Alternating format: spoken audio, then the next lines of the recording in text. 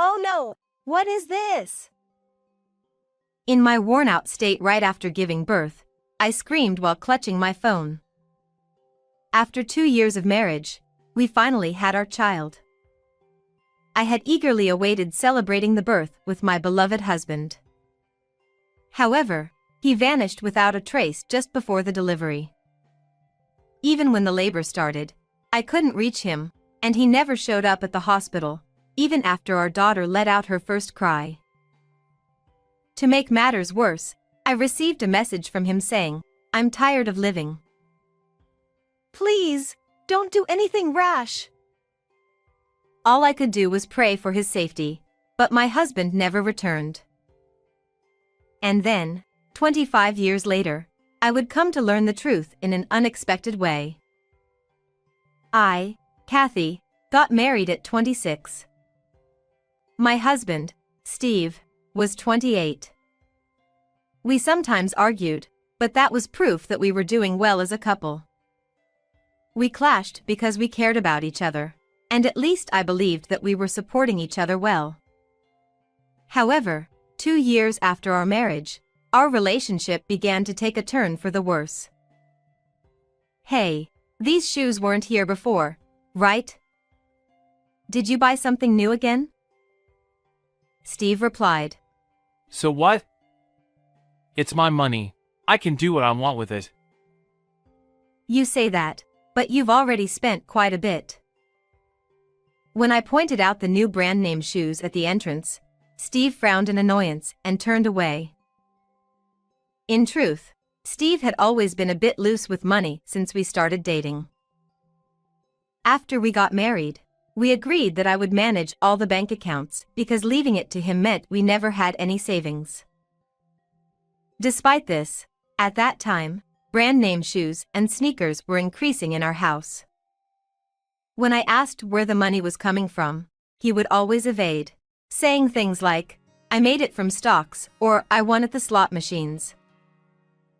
I was worried he might be borrowing from somewhere, but I couldn't confront him strongly. Alongside the growing collection of brand name items, there was another thing that bothered me. Steve muttered in a low voice. You're always restricting me. Don't you trust me at all? Maybe he was fed up with my suspicious gaze. He slouched and disappeared into the bedroom. Seeing him so dejected made my chest ache. What concerned me was the gloomy expression he sometimes showed. The Steve I knew would have been irritated and rebellious towards me, but at that time, he didn't show any of those signs. I'm not satisfied with the money situation, but I'm a bit worried about Steve's attitude. Maybe he was troubled by something at work. Was he shopping to relieve stress? That thought crossed my mind, and I couldn't say more than small complaints. And then, amidst my already existing anxiety, an event occurred that escalated my husband's strange behavior. It happened when I found out I was pregnant. We had talked about wanting children since the early days of our marriage, so I was over the moon. "Hey, the baby is finally coming." Huh? Oh, yeah. That's great. However, Steve averted his eyes from me with a distant attitude. From that point on, Steve started going out more, almost as if he was avoiding me. Not only on days off but even on weekdays, he wouldn't come home until late at night. Eventually, his excuses for business trips and travels increased, and he started staying out overnight more often. "Hey, I understand work is tough, but could you come home a bit earlier? I'm feeling anxious about the first childbirth." But even when I pointed it out, he didn't respond, dismissing it as business dinner or can't hang out with friends once the baby is born. Steve seemed positive about having a child before, but does he realize what it means to be a father? Naturally, I still felt uneasy about this, but it was a fact that once the baby was born, we wouldn't have much time together, so his words made sense. Above all, I was concerned about Steve's persistently gloomy mood.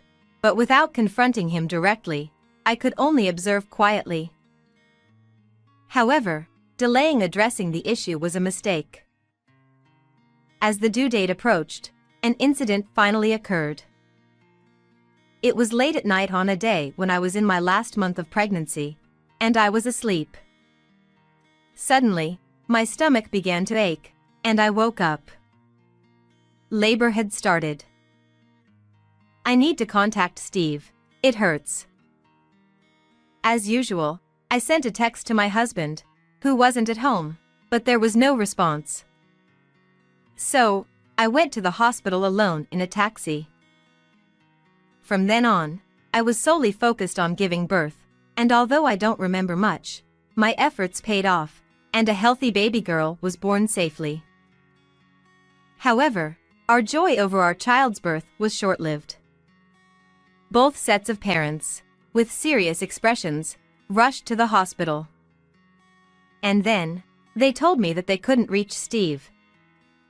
From then on, the mood shifted dramatically, and we began to search for my husband with unsettled feelings. Despite my postpartum condition, I contacted our mutual friends and his workplace. But no one knew where he was, and to my surprise, his workplace reported that Steve had already resigned days ago. I didn't hear anything about that. What's going on? What's happening? Amidst the confusion, a notification popped up on my tightly held phone. When I looked, it was none other than a message from Steve. Feeling relieved that there was some response, I opened the message, but my relief turned into shock when I read its contents. I've been thinking for a while, but I'm not qualified to raise a child as pathetic as me. Living has become unbearable. Please don't look for me. That's what it said. My in-laws screamed at the ominous message. As for me, I couldn't believe it, staring at the screen of my phone in disbelief. Certainly, there were times when he seemed strange, but I never imagined he was feeling so cornered. What is this? Please, don't do anything rash. But my plea was in vain, and my husband never returned. Moreover, as a result of reporting to the police, his shoes were found lined up on a nearby cliff. This led the police to suspect suicide, and the investigation continued, but his body was never found, and eventually, the search was called off. Thus, my husband left us, leaving behind only our beloved daughter, disappearing before our eyes. Why? Why didn't I listen to him more? For a while, consumed by regret and guilt, I couldn't do anything but cry. However, I couldn't continue like that forever. A few months after the incident, I somehow started working to raise my daughter. Despite not giving up on Steve and frequently gathering information, there was no progress. Balancing childcare and work was tough, but to ensure we never lose our family again, I poured all my love into my daughter as much as possible. And so, amidst the busy days, I realized that a whopping 25 years had passed since my husband had disappeared. At 53 years old, I was living with my 25-year-old daughter, Emily, who had grown up beautifully despite being raised in a single-parent household. To contribute to the household, Emily started her singing career in her teens and transitioned into acting, becoming quite a success in the industry. Thanks to her, we never faced financial difficulties, and we enjoyed a happy life together. However, secretly, I still harbored feelings for my husband. If the three of us, Emily, Steve, and I, could have lived together, how happy would we have been? Despite feeling conflicted, I didn't want to burden my daughter with unnecessary expectations, so I simply told her that her father had passed away. Yet, the despair from when my husband disappeared had certainly lingered in my heart. However, one day, Emily confided in me with a serious expression that she wanted to introduce someone important to her. Listening closely to the unusual atmosphere, it turned out that Emily was considering marriage with an actor from her generation, Will. Furthermore, his mother happened to be the president of a talent agency. While I couldn't deny feeling surprised, I enthusiastically nodded along with my daughter's earnest words. If he's the one you've chosen, I'll support you. No matter who he is. Given that she was a celebrity marrying an actor, I could easily anticipate the public's reaction and the challenges ahead. Nonetheless, after what happened with my husband, I had firmly resolved to stand by my daughter no matter what. Moreover, there was no reason to oppose her marriage, especially considering how excitedly she shared the news despite her nervousness. Relieved by my response, Emily showed me a photo of his family on her phone and expressed her desire for us to meet. However, at that moment, is this? I gasped as I looked at the photo that had caught my eye. And the unbelievable scene captured in that photo would drastically change my life. 2 weeks later, I was heading to the meeting place with Emily for the introduction. We were both probably wearing more stern expressions than usual. While nerves were certainly a factor, there was another significant reason for our seriousness. If our suspicions are correct, we can't just let this go. But could this be some kind of mistake? With these tumultuous emotions in my heart, I stepped into the restaurant designated as the venue. As it was a meeting between celebrities, we were ushered into a private room with strict privacy measures. And when the waiter opened the door, I was met with the sight of a certain person. At that moment, the complex emotions that had been building up inside me overflowed from my heart. So, you were alive after all. I couldn't help but exclaim loudly, and both Will, Emily's boyfriend, and his mother, looked at me in surprise. However, the most shocked of all was the man who stood there, Will's father. Though his hairstyle, beard, physique, and clothing had changed, there was no mistaking it for me, his wife. I'll need an explanation for this. From you. With anger in my voice, Will and his mother stared a hole through Steve, my husband. As it turned out, the father of Emily's boyfriend, as seen in the family photo she showed me, was none other than my husband, who had disappeared from my life before. While it was a relief to know he was alive, the idea of him being the father of my daughter's fiancé was beyond coincidence. Initially, I considered the possibility of a striking resemblance to someone else, but it seemed my eyes were correct. However, it appeared Steve was intending to play dumb. Well, who are you? What's this about? You're being rude out of nowhere. But his eyes were shifting, and beads of sweat streamed down his forehead. His evident discomfort undeniably confirmed his identity as my husband. It's useless trying to deny it. You can't fool me anymore.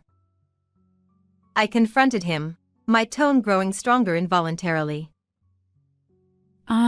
May I have a little explanation, please? Then, Will's mom, Beth, who had been bewildered until then, opened her mouth, seemingly unable to bear the situation any longer. Though she seemed shocked and struggling to grasp the situation, her calm inquiry revealed her professionalism as the president of a major talent agency. After taking a deep breath to calm myself, I looked her straight in the eye and pulled out some documents from my bag. Steve and I are married, and this is the proof. From there, I disclosed everything about his relationship with me to Will and Beth. On the day Emily showed me the family photo of her fiancé, she seemed suspicious of my reaction. So, I finally told her the truth about her father for the first time. I explained about the message hinting at suicide he sent on the day of our daughter's birth, the uncertainty about whether he was alive or dead, and how the man in the photo looked identical to him. After hearing everything from me, Emily proposed hiring a detective with her own money because she couldn't marry someone with the same father as herself. And after waiting for a week, the investigation results matched the time when my husband disappeared with the time he started living with Beth. With plenty of other evidence, it was confirmed that Will's father was indeed Steve. Beth had been staring at the report from the detective agency with Will for a while, but suddenly, she looked up. Indeed, I was opposed to marrying him officially, and this seems to be the reason, she said, glaring at Steve with anger in her eyes. I met him when my son was 2 years old. Will is his stepson. Then, Beth explained to us how she came to live with him. According to her, she had recently lost her husband in an accident and was working hard while taking care of the young Will. She happened to meet Steve, who was kind to her. Since Will is a little older than Emily, he probably started cheating on her before my pregnancy became known, at the point when his behavior became suspicious. Of course, I heard he was single. So, we had something like a common law marriage. Beth quietly expressed her anger, glaring at Steve. It seemed my husband refused to marry officially because of his complicated family. Who was he to abandon his wife and child, then comfortably move in with another family? Then, at the next moment, perhaps realizing he couldn't keep lying anymore, Steve sighed heavily. It's enough. Shut up. I couldn't live with you, always restricting my spending. Of course, you're Steve after all. You disappeared out of nowhere, and then you end up in a nice position, don't you, Dot? Yeah, that's right. I could have been the husband of a president and the father of a famous actor. Damn it, but you had to ruin it. Then, he began to speak as if he had broken a dam, revealing everything about what had happened. Steve, who was reckless with money, was indeed unhappy with me managing the finances. And when he found out by chance that Beth was wealthy, he decided to switch immediately. He didn't want to pay alimony or child support, so he chose pretending suicide instead of divorce. He planned to settle everything while I was unable to move due to childbirth. Perhaps he had been contemplating this plan even before my pregnancy, hence his lack of concern. The increase in branded items was probably due to Beth buying them for him. To be safe, I changed my appearance through weight loss and a makeover, and as a house husband, I spent most of my time indoors so the police wouldn't catch me. His selfish excuses made anger bubble up from the depths of my being. For 25 years since my husband disappeared, there hadn't been a single day when I didn't think about Steve. I felt guilty for having pursued him. Although I couldn't do anything for him anymore, I had resolved to carry this regret with me for the rest of my life. However, when the truth came out, it turned out that all of it, the message from Steve, the shoes on the cliff, was all a lie to deceive me. While I was thinking about Steve, he had already abandoned me and our daughter and was living a luxurious life with another family. And I wasn't the only one who was angry with him. I'm disappointed in you. I had a debt of gratitude to repay, but I didn't think you were such a person. Beth's cold words were followed by Will's. You barely did anything around the house anyway. And he looked at Steve with disdain. Especially for Will, Steve was someone who hurt both his mother and his girlfriend. Perhaps, he couldn't forgive him so easily. And I felt the same way. This will be in the tabloids tomorrow. I delivered the final blow to Steve, who was faltering and glared with anger by everyone in the room. What? Tabloids? Will may be a famous actor, but Emily, the daughter you abandoned, is also a famous actress. As I spoke, Steve, who had turned blue, was quietly being stared at by his daughter next to him. After discussions with the agency, Emily decided to publicly announce her marriage to her boyfriend. At that time, she also explained about this unbelievable series of events. It seems the article will be published tomorrow. You won't be able to show your face in public anymore. Even though the marriage of a successful actor and actress was already big news, if the father was involved in such an incident, the media wouldn't stay silent. Perhaps from now on, Steve would have no privacy left. Of course, you'll have to leave our house. No, I don't want to.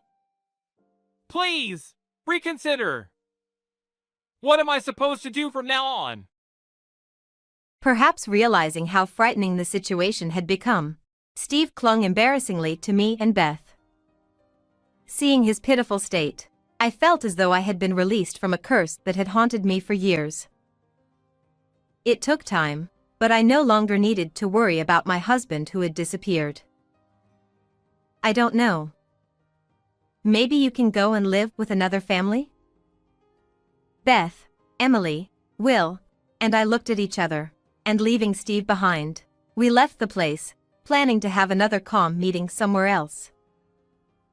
Later, after 25 years, I divorced my husband.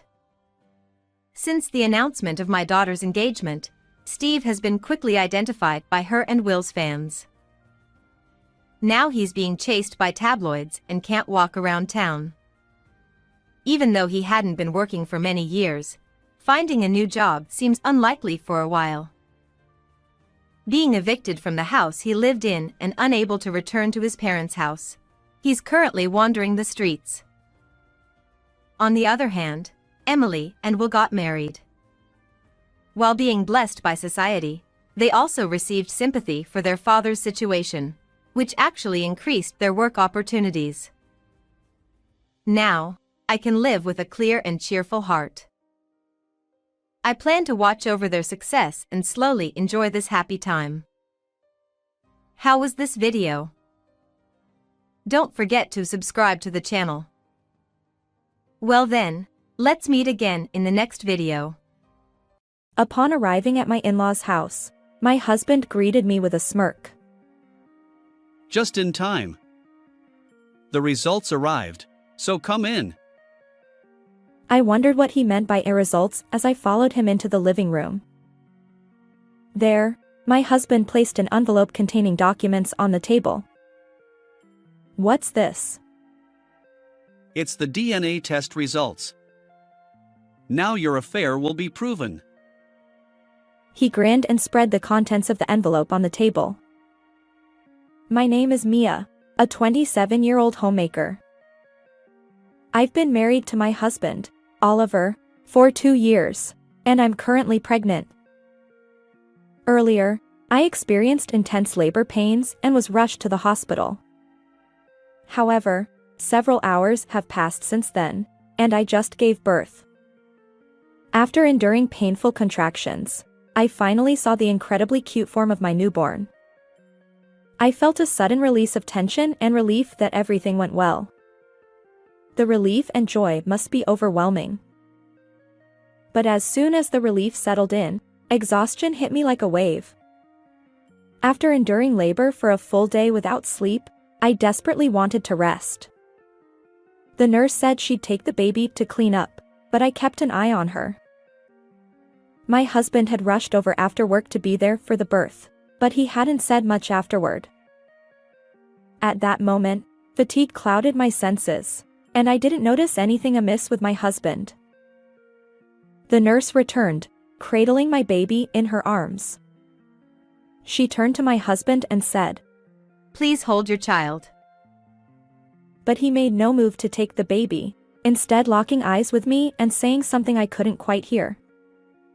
Exhaustion clouded my senses. I was still recovering from my own procedures, unable to focus on his words. What did you say? I asked, but he left the room without answering, never once holding our child. I wondered what had happened as the nurse and doctor exchanged uncomfortable glances. Confused and drained, I drifted off to sleep. Afterward, I found myself in the hospital room, and my child had been taken to the neonatal unit. The next day, my husband didn't visit the hospital at all. According to the nurse, he had been there and met our child, but he avoided my room. Then, an unexpected message arrived from him.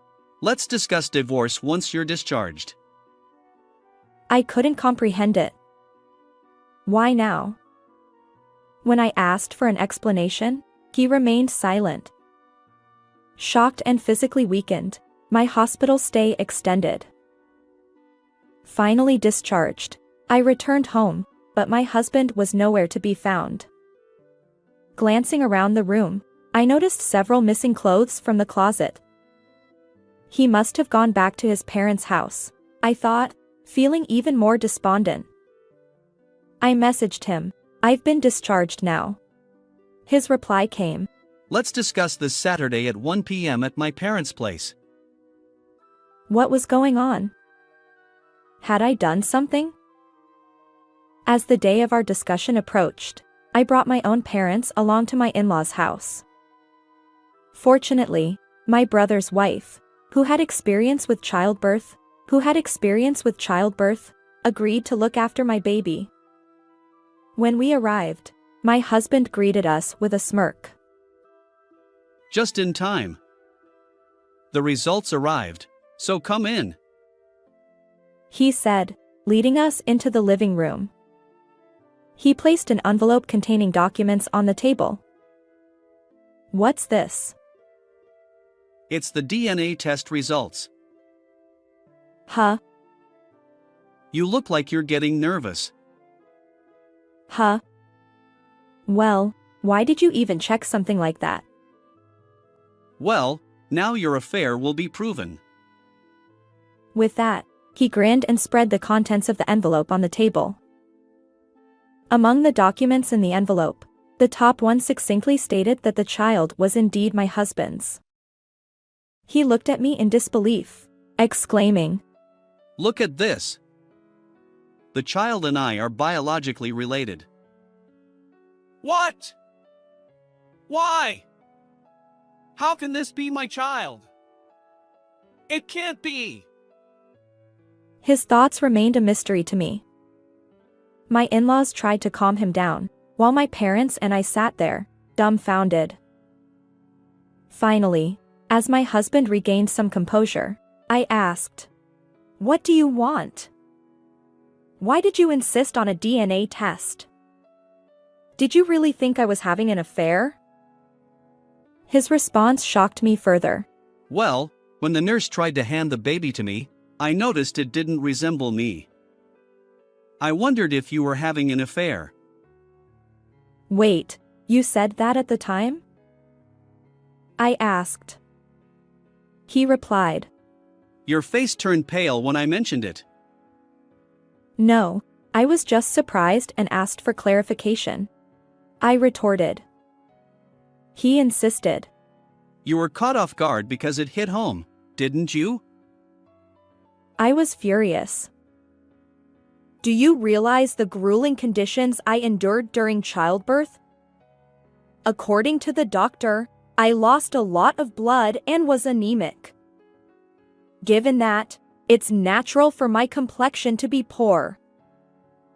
His stammered response didn't satisfy me. I've been telling you all along, I haven't cheated. When I confronted my husband about why he had such suspicions, he revealed that before my childbirth, he had been researching various aspects of the process online. During his research, he came across the term brood parasitism, which refers to a situation where a wife intentionally conceives a child with someone other than her husband. Apparently, he stumbled upon numerous accounts of women allegedly attempting this. One particular post caught his attention. A man described how, during the birth of his child, he had noticed that the baby's face looked nothing like his own. When he jokingly remarked to his wife, "You know, this child doesn't resemble me at all," she had panicked unexpectedly. Intrigued, he secretly conducted a DNA test, and unsurprisingly, the results confirmed that the child was not biologically his. The post concluded by suggesting that right after childbirth, when women are exhausted and their minds are foggy, it's an opportune time for such revelations. I scoffed at my husband's insinuations. So you thought I was up to something? Ridiculous. Well, the baby didn't look anything like me. I challenged him. Are you serious? Take a look at this photo. I showed him a picture of our baby taken on my smartphone. Even my in-laws, sitting beside my husband, scrutinized their grandchild's features. Oh my. My mother-in-law exclaimed and retrieved what looked like an old photo album. She pointed to a picture. This. It's Oliver when he was born. My husband stammered. Wait, our child looks just like me. My father-in-law chimed in. They're practically identical. I emphasized. Now do you understand? This child is undeniably yours. My husband slumped his shoulders, crestfallen, while my in-laws tried to console him. I realized that my feelings toward my husband had completely cooled. Regarding divorce and child support, I began. His response was a surprised. Huh? Well, we don't need to divorce, since the child is mine. What? After baselessly suspecting me, you have the nerve to say that? I retorted. He apologized profusely, and my in-laws, flustered, chimed in. Mia, our foolish son is truly sorry. But could you find it in your heart to forgive him? I requested some time to think it over and promised to arrange another meeting later. However, one thing bothered me, my husband's smugness when he doubted my fidelity. Even as he spread out the DNA test results, he wore a triumphant expression.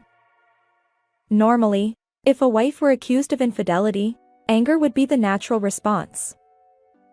I promptly hired a private investigator to look into my husband's actions. Within 2 weeks, I discovered his misdeeds. He had been having an affair with a coworker, and their relationship was quite intimate. Essentially, my husband assumed that if I were unfaithful, he could divorce me on my fault, claim alimony, and be with his lover. When he saw my pale face during the confrontation, he must have thought his plan was working. Little did he know that I would uncover his secrets. I immediately contacted my husband and headed to my in-laws' house with the documents. It would take too much time to make me wait for 2 weeks. He seemed irritable. How could the one who had wrongly suspected me now act so arrogantly? I felt compelled to teach him a lesson. So, Mia, have you reconsidered divorce? I apologize to you both, but I still want a divorce. My husband exclaimed. What? My mother-in-law added. Well, that's... My father-in-law questioned. Why? Oliver has genuinely reflected on his actions.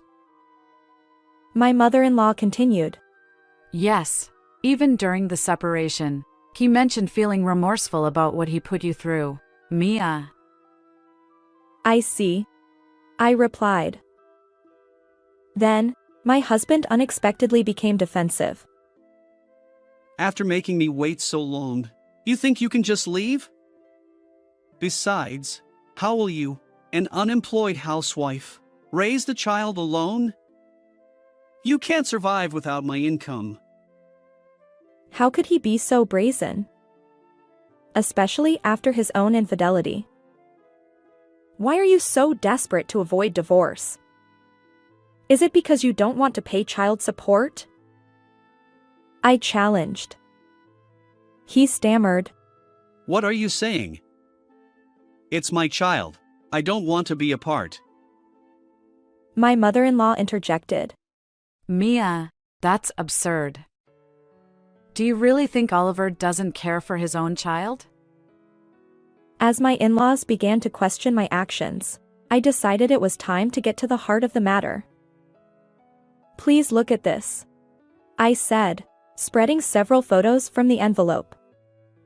The images captured the moment when my husband entered his affair partner's apartment and later, when they entered a hotel. My in-laws were speechless. What is this? My mother-in-law asked. These are evidence of Oliver's infidelity, I replied. My husband's face turned pale. In essence, he deceived me first. He suspected me of cheating, hoping that if I were unfaithful and the child wasn't his, it would work in his favor. But I was completely innocent, so he panicked. Even if we divorced and he ended up with his affair partner, he didn't want to pay child support. My husband seemed to realize the truth, and his complexion grew even worse. Regardless, I can't continue with you. Please sign this divorce agreement. I'll handle alimony and child support through a lawyer, I insisted.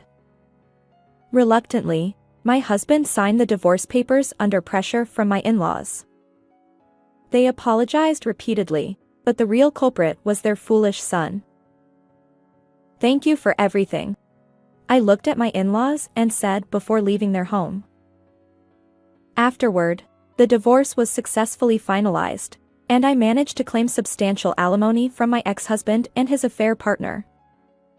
Additionally, I secured monthly child support payments from my ex-husband. Unfortunately for them, their actions have consequences, and they now face cold stares from colleagues at work. You see, my ex-husband had already spread rumors about me being unfaithful at his workplace. However, the truth revealed that he was the one who had cheated, causing his reputation to plummet among coworkers. Interestingly, I learned about this from an acquaintance at my ex-husband's workplace. Armed with this information, I filed a defamation lawsuit against him, which resulted in additional compensation for the damage to my reputation. As for my ex-husband, he found himself drowning in debt, unable to afford his affair partner's company anymore. She, too, felt uncomfortable and eventually quit her job. Despite his discomfort, my ex-husband continues to pay alimony and child support, trapped in a living hell of his own making. It serves you right. On the other hand, I managed to secure an office job through a friend, and I'm thriving as a single parent. My son is growing up beautifully and is incredibly adorable. While I'd like to explore romance again someday, I'll wait until things settle down a bit. For now, I'm focused on working hard to provide for my child's future. How did you find this story? Don't forget to subscribe to my channel. Until next time.